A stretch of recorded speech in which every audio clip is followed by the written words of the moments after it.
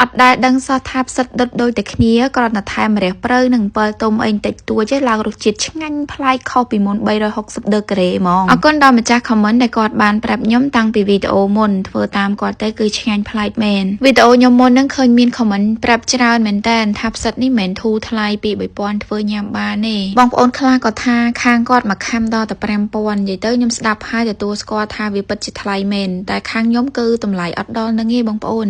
ខ្ញុំនិយាយហ្នឹងគឺតម្លៃដែលខ្ញុំទិញក្នុងថ្ងៃហ្នឹងខាងខ្ញុំណែមកខំតា 1500 ទៅ 2000 ទេបើយើងទិញ2ខំអញ្ចឹង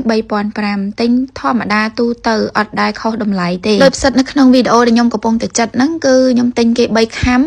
4500 អ្នកលោកក៏គាត់ថែមផ្សិតឲ្យខ្ញុំប្រហែលជា 3-4 ផ្សិតទៀតគាត់គិតយក 5000 ហ្មងហើយផ្សិតនៅក្នុងវីដេអូនេះគឺបងប្អូនមើលឃើញតិចតែថ្លឹងទៅគឺ3ខំជាងដោយសារតែផ្សិតហ្នឹងធំហើយរៀងធ្ងន់ណោះពួកខ្ញុំដុតខ្ញុំចូលចិត្តយកផ្សិតធំអត់ដុតអញ្ចឹងឆ្ងាញ់ពេលញ៉ាំដាក់ចូលក្នុងមាត់ទៅវាពេញមាត់ល្អបើសិនជាទិញផ្សិតតូចយកមកធ្វើប្រហែលជាអាចនឹងឃើញច្រើនជាងនេះព្រោះផ្សិតតូចវារៀងស្រាលអត់សូវធ្ងន់ទេគ្រឿងផ្សំគឺខ្ញុំមានផ្សិតមានខ្ទឹមសមានម្ទេសមានម្រះព្រៅជាមួយនឹងទឹកអំបិលទុំហើយរបៀបធ្វើនេះគឺខ្ញុំធ្វើដូចតែមុននឹងឯងគ្រាន់តែលើកនេះគឺខ្ញុំថែមម្រះព្រៅជាមួយនឹងទឹកអំបិលទុំដំបូងនេះគឺខ្ញុំមកបុកខ្ទឹមសជាមួយម្ទេសលាយជាមួយនឹងស្ករហើយនឹងប៊ីចេងខ្ទឹមសខ្ញុំប្រើ3កាពឹសហើយម្ទេសនេះយើងដាក់3ទៅ4ឬក៏5គ្រាប់តាមយើងធ្វើតិចច្រើនយើងចូលចិត្តហឹរខ្លាំងអត់ចឹងណាតែខ្ទឹមសហ្នឹងគឺខ្ញុំអត់បុកឲ្យម៉ត់ស្លុងពេកទេយកមកល្មមផ្សិតដែលលាងទឹកស្អាតហ្នឹងស្រោះឲ្យស្ងួតបន្ទាប់មកយើងយកដាក់ក្នុងចានដែកមួយទៀតដើម្បីប្រឡាក់គ្រឿងផ្សិតនេះគឺខ្ញុំលាងថ្នមទេឲ្យតែអស់ដីនៅខាងក្រៅចឹងណា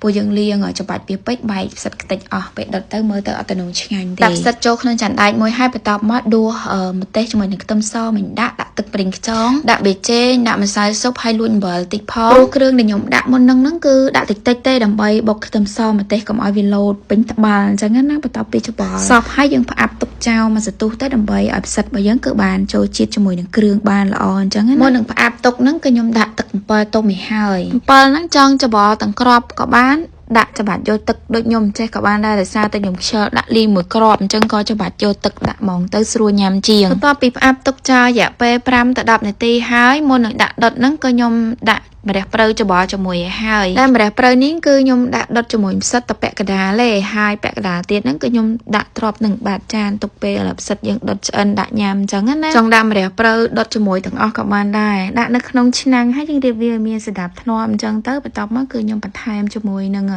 ទឹកត្រីបន្តិចដើម្បីកុំឲ្យវាសាបពេកហើយនឹងដាក់ជាមួយនឹងប្រេងឆាយើងមកស្ព្រាបាយបិទគម្របក្របហើយយើងបើកភ្លើងដូចយើងផ្ងំបាយអញ្ចឹងបើកតិចទៅមកសន្ទុះក្រោយយើងបើកមើលគឺផ្សិតយើងចាប់ដើមចេញទឹកហើយ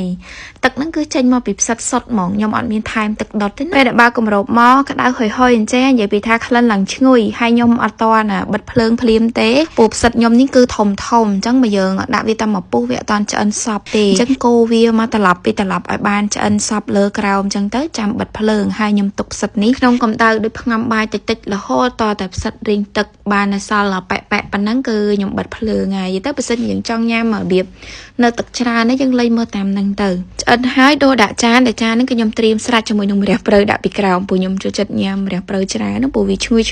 ក្តៅហុយអញ្ចេះមើលមកឡើងតំណងហ្មងសិតនេះខ្ញុំដុតដាក់រៀងចាស់គ្រឿងបន្តិចអញ្ចឹងញ៉ាំបាច់ចាំថែមទឹកត្រីអីខាងក្រៅទេញ៉ាំជាមួយបាយក៏ឆ្ងាញ់ដែររបៀបវារៀងហិល